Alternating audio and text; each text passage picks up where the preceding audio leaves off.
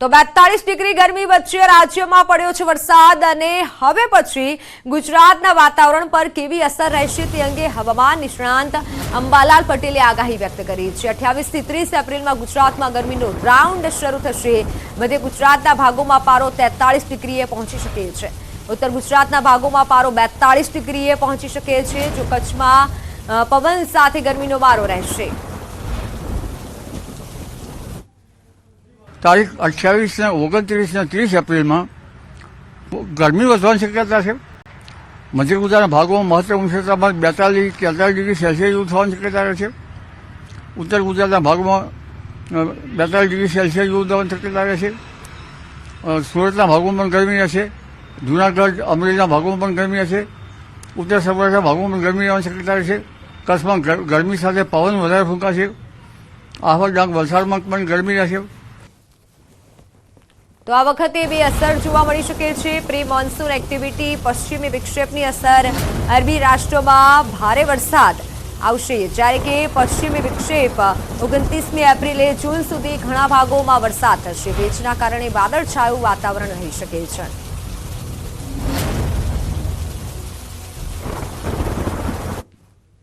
Pre monsoon activity અને પશ્ચિમ વિક્ષેપ બંનેની અસર થવાની શક્યતા રહેશે। દુબઈ, ઓમાન અને આરબ રાષ્ટ્રોમાંથી ભારે વરસાદ થવાની શક્યતા છે।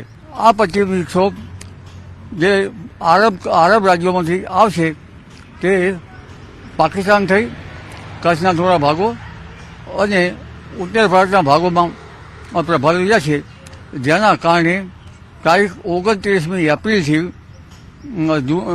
જૂનની શરૂઆત સુધીમાં કેટલાક ભાગમાં વરસાદ, પ્રી મોન્સૂન એક્ટિવિટી અને અરબ સાગરનો ભેજ અને બંગાળ સાગરના ભેજના કારણે વાદળવાયુ અને વરસાદ થવાની શક્યતા કેટલાક ભાગમાં રહેશે। મે મહિનાની શરૂઆતમાં પ્રી મોન્સૂન એક્ટિવિટી રહેશે। મેની શરૂઆતમાં રાજ્યમાં વરસાદ થઈ શકે છે। આંધી, વંટોળ, ગાજવીજ સાથે વરસાદ થઈ શકે છે। 10 થી 15 મે સુધી અંબાલાલે મોટી આગાહી વ્યક્ત કરી છે। 10 થી 15 મે સુધી ભારે આંધી વંટોળ સાથે પ્રી મોન્સૂન એક્ટિવિટી થશે। મે મહિનાની શરૂઆતમાં પણ પ્રી મોન્સૂન એક્ટિવિટી થવાની શક્યતા રહે છે અને ભારતના કેટલાક ભાગમાં વરસાદ થવાની શક્યતા રહે છે, જેમાં મધ્યપ્રદેશના ભાગો, મધ્યપ્રદેશની એડજોઇન ગુજરાતના ભાગો, ઉત્તર ગુજરાતના ભાગો તેમજ સૌરાષ્ટ્ર અને દક્ષિણ ગુજરાતના કેટલાક ભાગોમાં પ્રી મોન્સૂન એક્ટિવિટી થઈ શકે છે। એટલે હવે પ્રી મોન્સૂન એક્ટિવિટી આંધી વંટોળ સાથે થવાની શક્યતા રહે છે અને ગાજવીજ સાથે જવાની શક્યતા રહે છે। પુનઃ આ એક્ટિવિટી છે એ ચાલુ રહેવાની શક્યતા રહેશે। તારીખ 10 થી 14, 15માં પણ ભારે આંધી વંટોળ સાથે આ જે પ્રી મોન્સૂનની ગતિવિધિ ચાલુ રહેશે। ભર ઉનાળે વરસાદ થતા અંબાલાલ પટેલે ખેડૂતોને સૂચન કર્યું છે।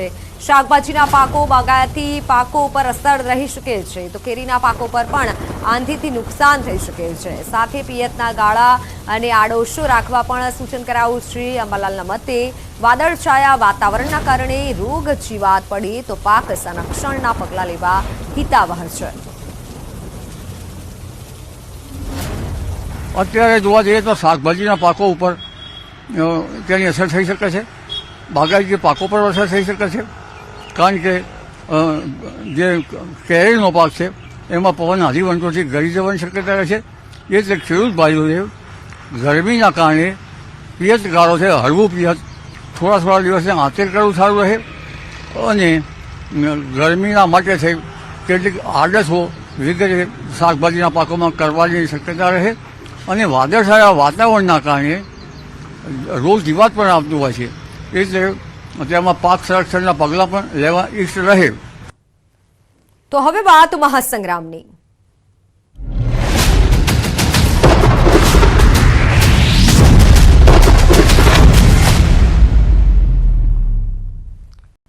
તો અમિત શાહના ગુજરાત પ્રવાસ અંગે મહત્વના સમાચાર સામે આવ્યા છે। ન્યૂઝ 18 પાસે અમિત શાહના કાર્યક્રમોની વિગતો સામે આવી છે। આવતીકાલે કેન્દ્રીય ગૃહમંત્રી અમિત શાહ આવશે ગુજરાત। શાહ મેરેથોન પ્રચાર કરશે। આવતીકાલે શાહ 4 લોકસભા બેઠકમાં પ્રચાર કરશે। પોરબંદર, ભરૂચ, પંચમહાલ અને વડોદરા બેઠક પર પ્રચાર કરશે. સવારે પોરબંદરમાં અમિત શાહ સભા કરશે. પોરબંદર બાદ બપોરે 3:30 વાગે શાહ ભરૂચમાં સભા કરશે. સાંજે 5:30 વાગે શાહની પંચમહાલ ખાતે સભા યોજાશે. સાંજે 7:30 વાગે વડોદરામાં રોડ શો કરશે. અમિત શાહના ગુજરાત પ્રવાસ અંગે ન્યૂઝ સિટી ગુજરાતી પાસે આ મહત્વના કાર્યક્રમોની વિગત જે અમે આપને બતાવી રહ્યા છીએ. વિગતો સામે આવી છે. આવતીકાલે સાંજે 7:30 વાગે વડોદરામાં અમિત શાહ રોડ શો કરશે. લોકસભા ચૂંટણી પહેલા પંચમહાલ જિલ્લામાં કોંગ્રેસને મોટો ઝટકો લાગ્યો છે. ગૃહમંત્રી અમિત શાહની હાજરીમાં કોંગ્રેસના આગેવાનો કેસરિયા કરશે. આવતીકાલે કોંગ્રેસ આગેવાનો સાથે 72 લોકો ભાજપમાં જોડાશે. કોંગ્રેસના વિધાનસભાના 2 પૂર્વ ઉમેદવાર અને જિલ્લા મહિલા કોંગ્રેસ પ્રમુખ કેસરિયા કરશે. દુષ્યંતસિંહ ચૌહાણ, રશ્મિકાબેન ચૌહાણ ભાજપમાં જોડાશે. ગુરુવારે આ તમામ નેતાઓએ ગાંધીનગરમાં મુખ્યમંત્રી સાથે મુલાકાત કરી હતી. 2 દિવસ અગાઉ તમામે કોંગ્રેસમાંથી રાજીનામું આપ્યું હતું. તો ભારત વિરોધી લોકો બબૂચક સરકાર બેસાડવા માંગે છે. જૂનાગઢના કેશોદમાં ભાજપ નેતા જીતુભાઈ વાઘાણીનું નિવેદન સામે આવ્યું છે. ભારત વિરોધી લોકો પાછલા વારણેથી સક્રિય થયા છે. મોદી સરકાર જેવી સરકારો તેઓ ઈચ્છતા નથી. તમે સમજુ લોકો છો, સમજીને નક્કી કરજો તેવું નિવેદન સામે આવ્યું છે.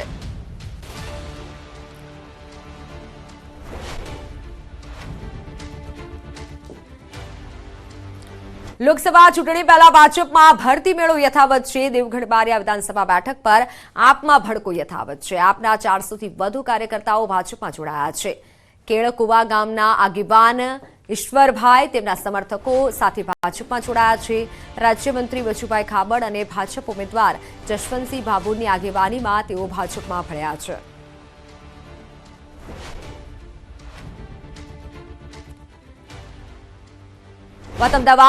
અમદાવાદમાં કાંકરિયા લેક પર બોટિંગ એક્ટિવિટી શરૂ કરાઈ છે. બાળકોને વેકેશન ચાલી રહ્યું છે બાળકોનું, ત્યારે લેક પર મુલાકાતીઓનો ધસારો પણ રહેતો હોય છે. જેને ધ્યાનમાં લઈ એએમસી દ્વારા નવા MOU થયા અને બાદમાં બોટિંગ સેવાની શરૂઆત કરવામાં આવી છે. ઉલ્લેખનીય છે, વડોદરામાં હરણી દુર્ઘટના બાદ એએમસીએ સતર્કતા દાખવી નવા નિયમો ન બને ત્યાં સુધી બોટિંગ એક્ટિવિટી બંધ કરી હતી.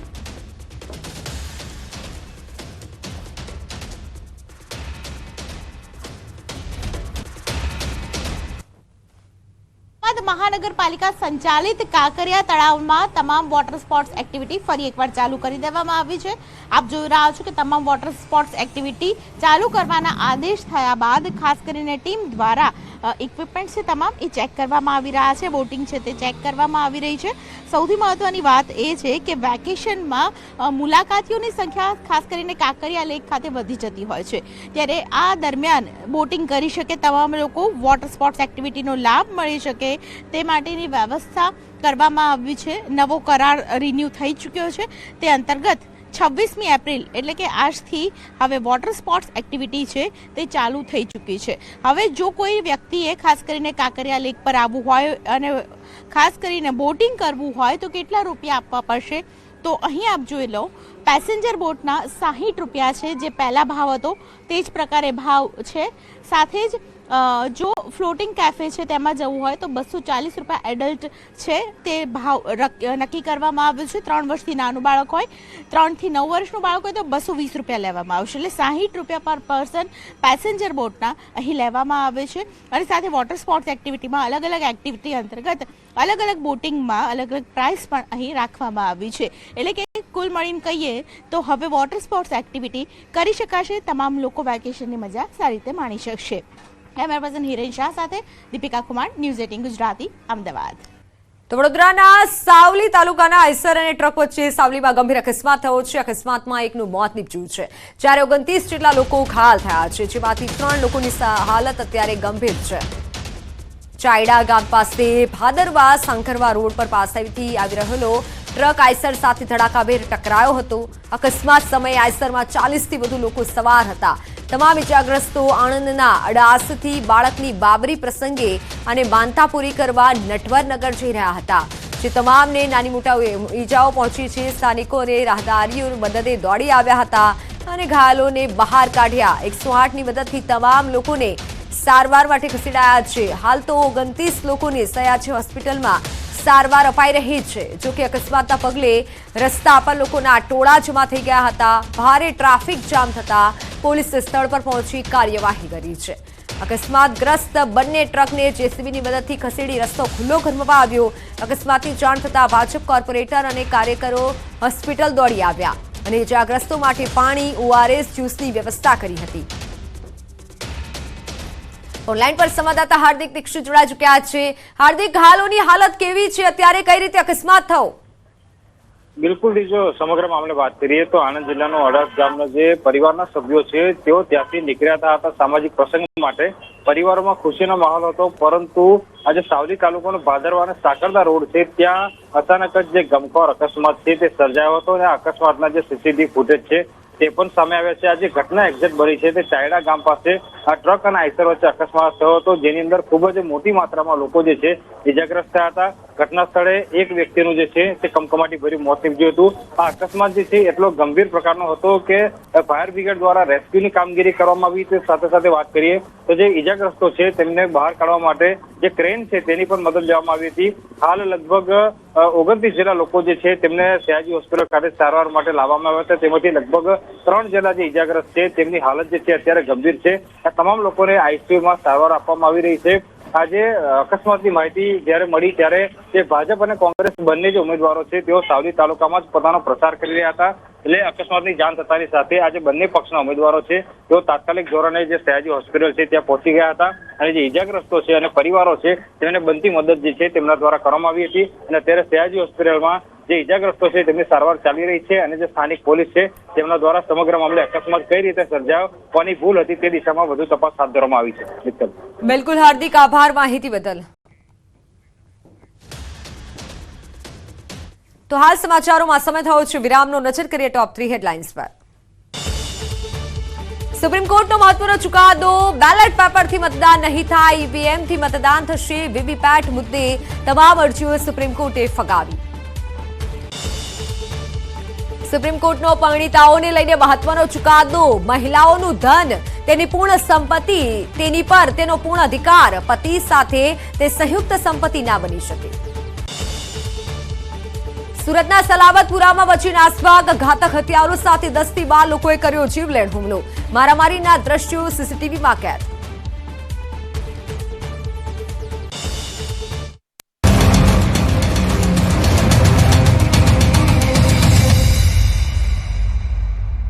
Charuset, 25 years of igniting success.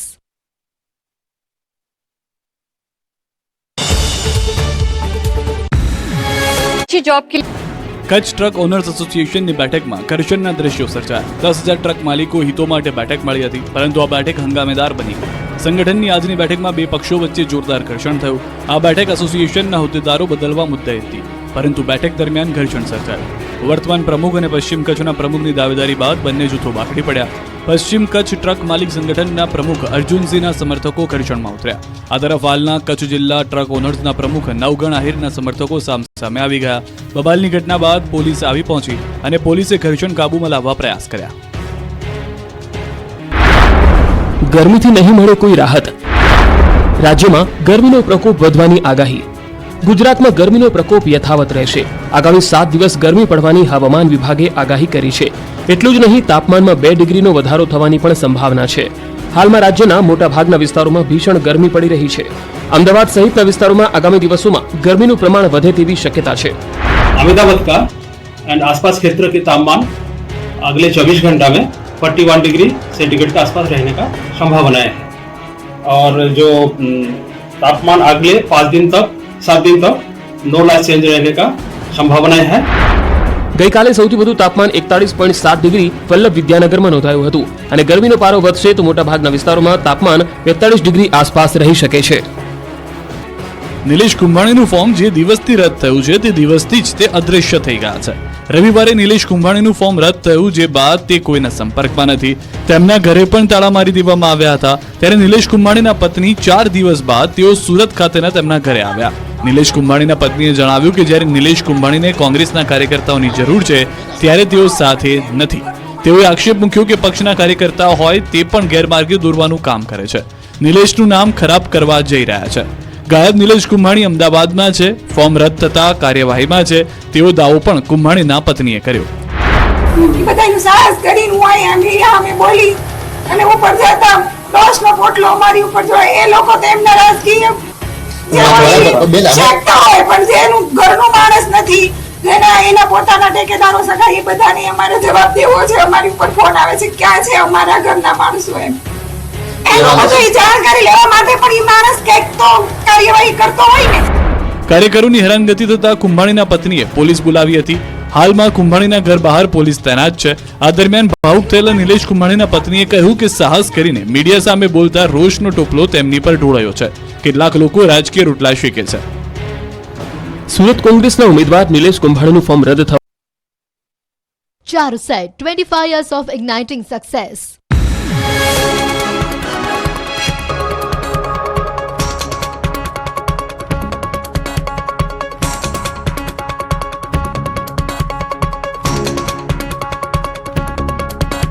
Charuset, 25 years of igniting success.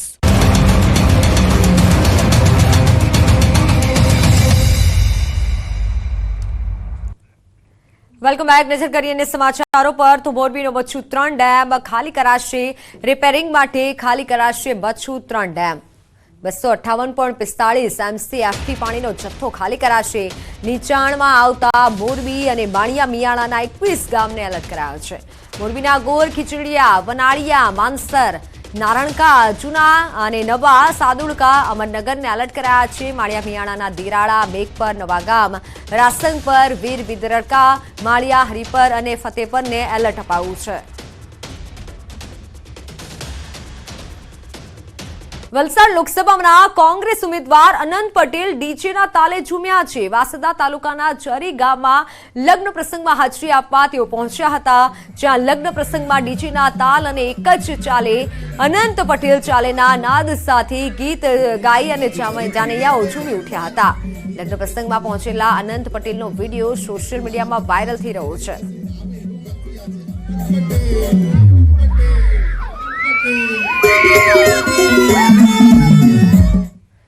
તો મોરબી ઝૂલતો પુલ તૂટવાનો મામલો હાઈકોર્ટે ફટકાર બાદ જયસુખ પટેલે દાખલ કર્યું છે સોગંદનામું. સમયસર જવાબ ન આપવા બદલ માફી માંગી છે. હાઈકોર્ટના આદેશનું પાલન ન કરવા હું બંધાયેલો હંમેશા પાલન તેવું જયસુખ પટેલે કીધું છે. ઓરેબા વતી તેમના એકાઉન્ટન્ટે દાખલ કર્યું છે સોગંદનામું. પીડિતોને આપવામાં આવનાર આર્થિક વળતર અંગે સોગંદનામું રજૂ કરાવ્યું છે. વળતર પેટે 14 કરોડનું ચૂકવણું કરવામાં આવ્યું. ઓરેવા કમિટીએ કીધું છે. જ્યારે 5 બાબતોને લઈને વળતર બાબતે વાતચીત આગળ વધી રહી હોવાનું પણ સોગંદનામામાં ટાંક્યું છે, જેમાં વૃદ્ધો, વિધવા, પીડિત, અનાથ અને ઘાયલોને માનસિક સ્વાસ્થ્ય બાબતે ચર્ચાઓ. હાઈકોર્ટના આદેશ બાદ ઓરેવા દ્વારા ટ્રસ્ટની રચના અંગે પણ વ્યૂહરચના તૈયાર કરાઈ છે. કુલ 7 જેટલા સભ્યો ધરાવતા મોરબી સહાય સેવા પરિવાર ટ્રસ્ટની રચનાઓ ડ્રાફ્ટ તૈયાર કરવા માટે કરાયું છે.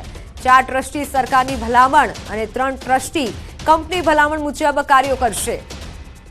જ્યારે દુર્ઘટના પીડિતોને જરૂર પડશે ત્યારે આ ટ્રસ્ટ મદદ કરશે. ટ્રસ્ટનો તમામ ખર્ચ ઓરેવા કંપની ઉઠાવશે અને આવું સોગંદનામું રજૂ કરાયું છે હાઈકોર્ટમાં.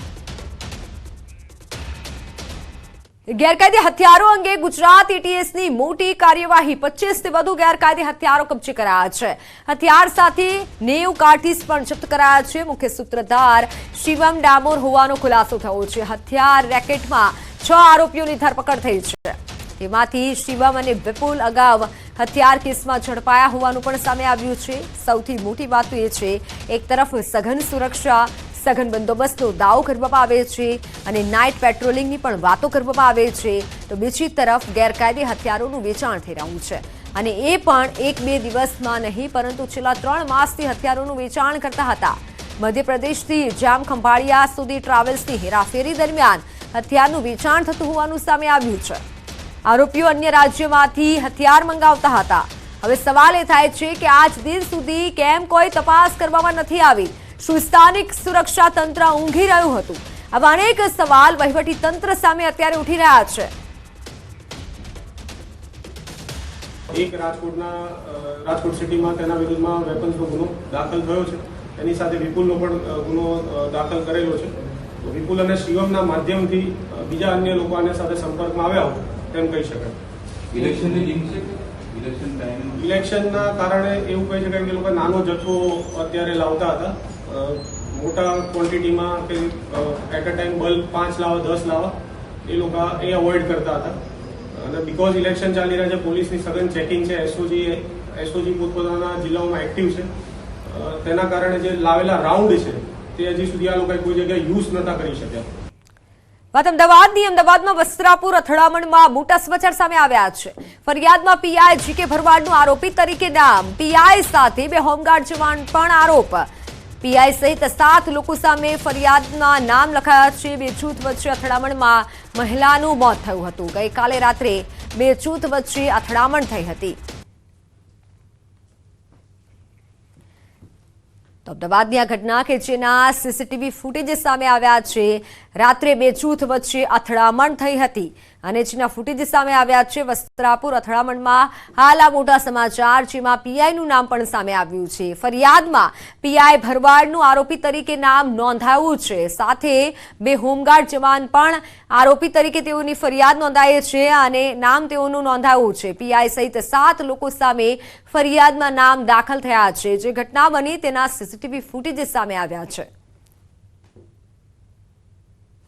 જીકે દેસાઈ કરીને પીએસઆઈનું ભરવાડ છે, એમનું નામ છે અને એ તપાસ હાલ પોલીસ ચલાવી રહી છે. ટોટલ 7 અને બીજા 14 માણસો વિરુદ્ધ ફરિયાદ છે સામસામે. આ તો સુરતમાં જાણે કાયદાનો કોઈ ડર જ ન હોય તેમ અસામાજિક તત્વો બેફામ બન્યા છે. સલાબતપુરા પોલીસ સ્ટેશન હદ વિસ્તારમાં 10 થી 12 લોકોએ જીવલેણ હુમલો કર્યો. હાથમાં કુહાડી, ખુલ્લી તલવાર, લાકડી, પાઇપ જેવા ઘાતકી હથિયાર લઈ તૂટી પડ્યા. મોહસિન ઉર્ફે બાબા કાલિયા ગેંગ વિરુદ્ધ ફરિયાદ નોંધાતા ફરિયાદ કરનાર પર જીવલેણ હુમલો કર્યાનું સામે આવ્યું છે, જેમાં આરીફના પિતાને ઈજા પહોંચી હતી.